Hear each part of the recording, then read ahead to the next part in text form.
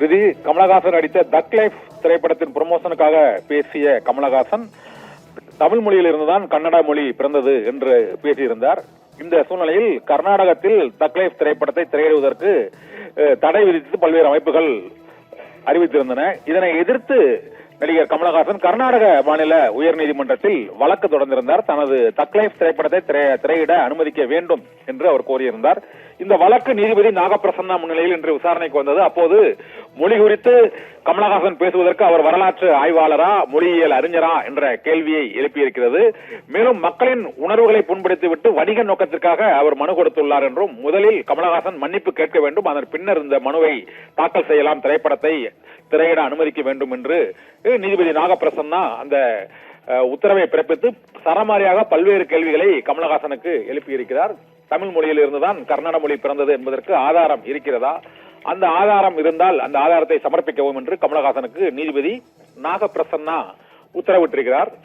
மற்றவர்களின் உணர்வுகளை புண்படுத்தி விடக்கூடாது என்றும், நீர், நிலம், மொழி மூன்றுமே குடிமக்களுக்கு முக்கியமானது என்றும், மொழி குறித்து தனது பேச்சுக்கு கமல் நிபந்தனையற்ற மன்னிப்பு கேட்ட பின்னர் இந்த மனு விசாரிக்கப்படும் என்றும் கர்நாடக நீதிமன்ற நீதிபதி நாகப்பிரசன்னா உத்தரவிட்டிருக்கிறார். கன்னடம் குறித்து அவர் பேசிய கருத்துக்காக கமலஹாசன் நிபந்தனையற்ற மன்னிப்பு கேட்ட பின்னரே இந்த மனு குறித்து விசாரிக்க இயலும் என்றும் அவர் கூறியிருக்கிறார்.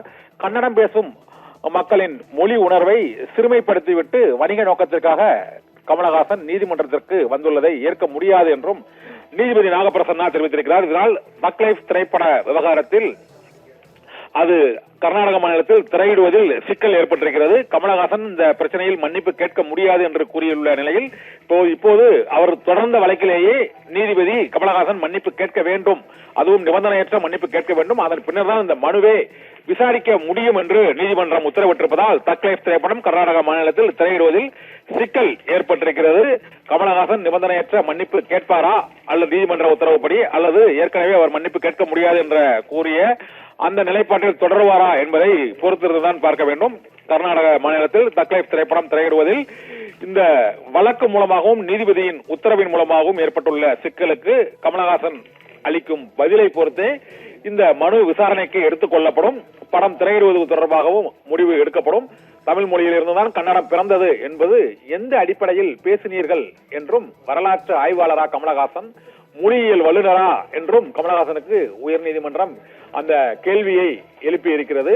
கமலஹாசனாக இருந்தாலும் யாராக இருந்தாலும் மக்களின் ஒரு உணர்வுகளை மற்றும் மொழி பிரச்சனையில் புண்படுத்துவதை ஏற்றுக்கொள்ள இயலாது என்றும் கர்நாடக உயர்நீதிமன்ற நீதிபதி நாகப்பிரசன்னா கருத்து தெரிவித்திருக்கிறார்.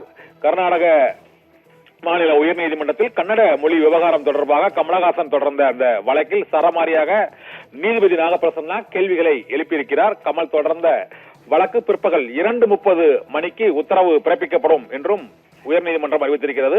இதனால் இன்று பிற்பகல் 2:30 மணிக்குள் கமலஹாசன் தரப்பில் அவர் நிபந்தனையற்ற மன்னிப்பு கேட்கப் போகிறாரா அல்லது இந்த மனு தொடர்பாக என்ன உத்தரவை கர்நாடக உயர்நீதிமன்றம் அடுத்த கட்டமாக பிறப்பிக்கப் போகிறது என்ற எதிர்பார்ப்பு எழுந்திருக்கிறது. மேலும் அவரது தக் லைஃப் திரைப்படம் கர்நாடக மாநிலத்தில் திரையிடப்படுவது தொடர்பாகவும் பிற்பகல் 2:30 மணிக்கு கர்நாடக உயர்நீதிமன்றம் அளிக்கும் தீர்ப்பை பொறுத்துதான் அந்த முடிவு வெளியிடப்படும் என்றும் தெரிகிறது.